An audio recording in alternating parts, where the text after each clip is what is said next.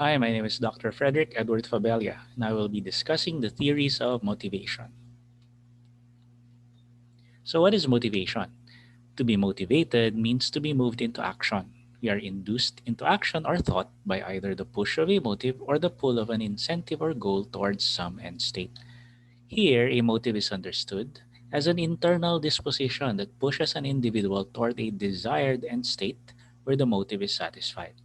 And a goal is defined as the cognitive representation of the desired outcome that an individual attempts to achieve. Okay, so there are many theories of motivation. So, why are there many theories? There is no single motivation theory that explains all aspects of human motivation, but these theoretical explanations do often serve as the basis for the development of approaches and techniques to increase motivation in distinct areas of human endeavor. Theories of motivation are often separated into content theories and process theories.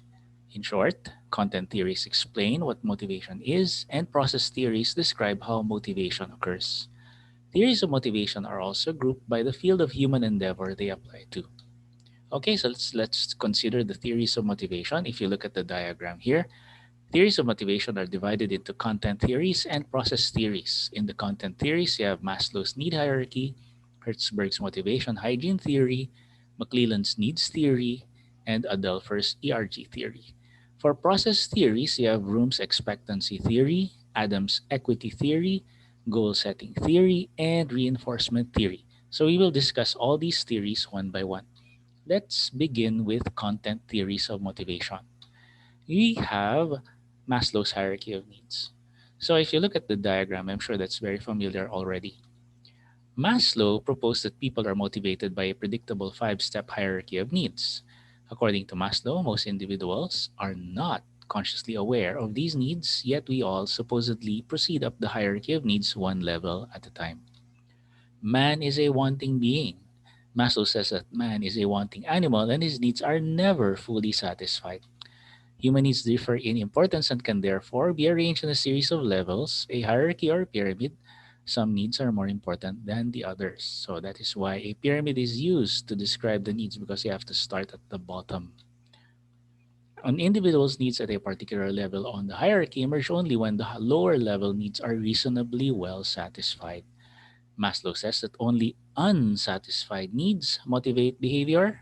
A satisfied need is not a motivator of behavior. Okay, so let's now go to hygiene theory. Frederick Hertzberg proposed a theory of employee motivation based on satisfaction. Hertzberg concluded that two separate factors influence motivation. Okay, so one of them is called hygiene factors. So if you look at the examples there, these hygiene factors, if they are absent, lead to job dissatisfaction.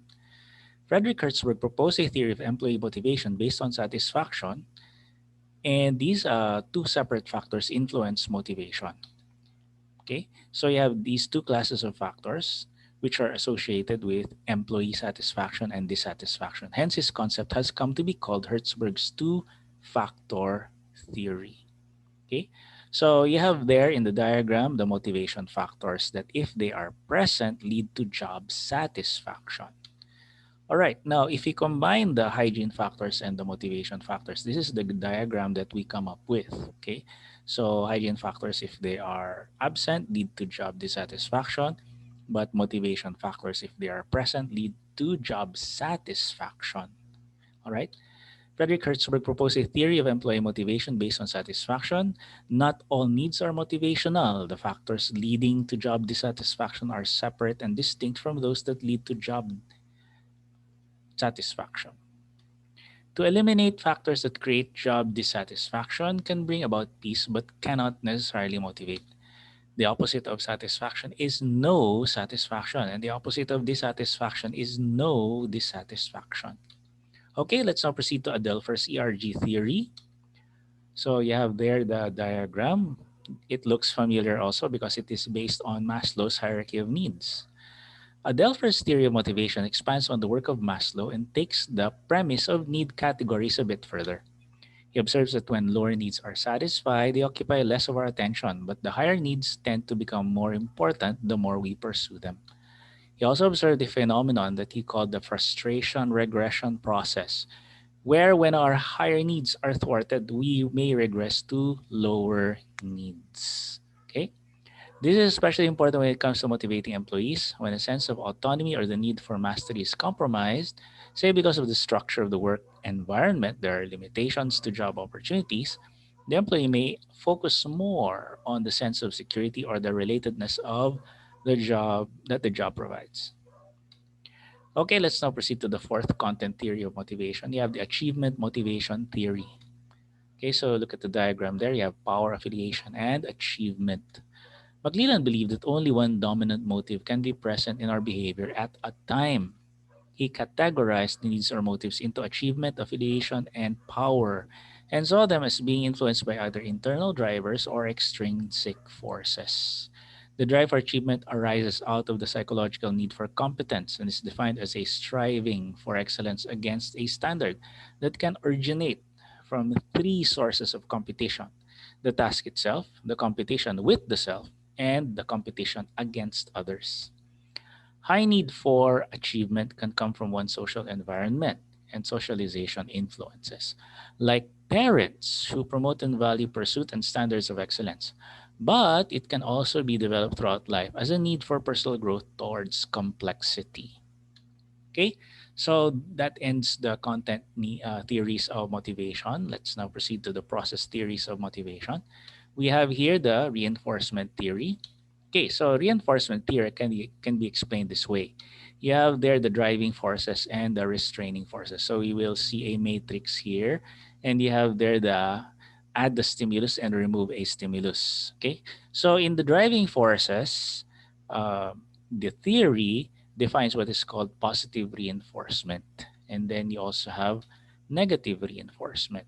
Whereas in the restraining forces, you have punishment and you have extinction. Okay, so based on Skinner's operant conditioning theory, this theory identifies positive reinforcements as promoters that increase the possibility of the desired behavior's repetition, like praise, appreciation, a good grade, trophy, money, promotion, or any other reward. It distinguishes positive reinforcements from negative reinforcement and punishment, where the former gives a person only what they need in exchange for desired behavior, and the latter tries to stop the undesired behavior by inflicting unwanted consequences. Okay, so let's now proceed to the second process theory of motivation, Adam's equity theory. So look at the diagram there. Effort on work should be rewarded with the appropriate reward. Okay, so input and output. This is based on social exchange theory that states that we are motivated when treated equitably and we receive what we consider fair for our efforts. That's why there's a scale there, a balance. It suggests that we not only compare our contributions to the amount of rewards we receive, but also compare them to what others receive for the same amount of input.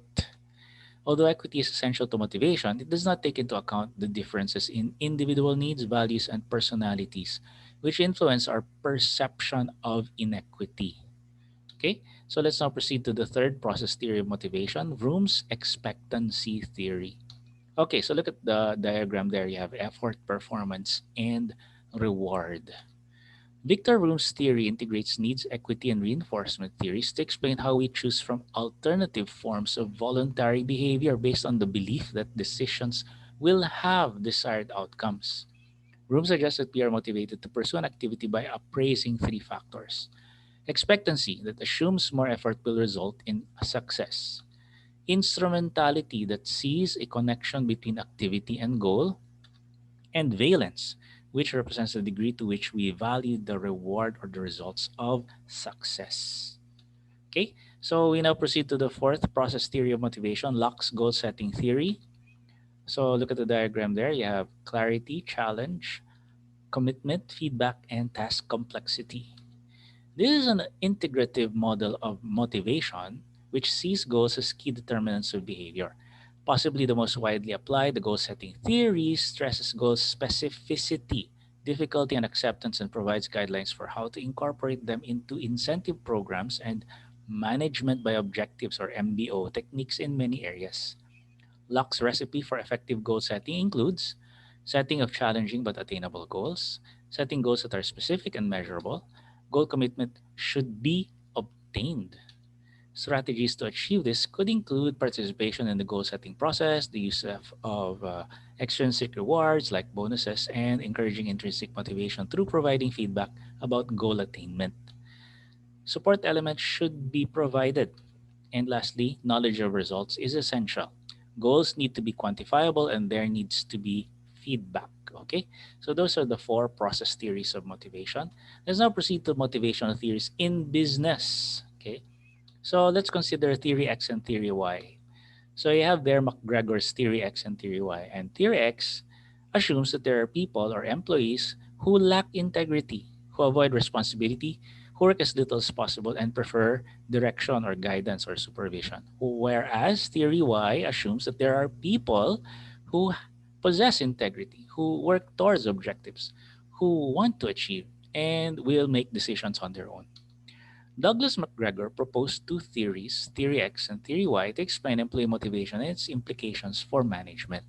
He divided employees into Theory X employees who avoid work and dislike responsibility, and Theory Y employees who enjoy work and exert effort when they have control in the workplace.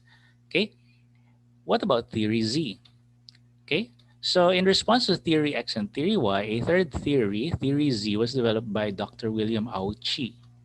Auchi's theory focuses on increasing employee loyalty to the company by providing a job for life, security, and focusing on the employee's well being. It encourages group work and social interaction to motivate employees in the workplace. Okay, and then we have the Hawthorn Effect. Okay, so participants in behavioral studies change their behavior or performance in response to being observed. Elton Mayo developed an explanation known as the Hawthorn Effect that suggested that employees are more productive when they know their work is being measured and studied. Mayo noticed that employees were more productive when provided with feedback and allowed to provide input into the work process.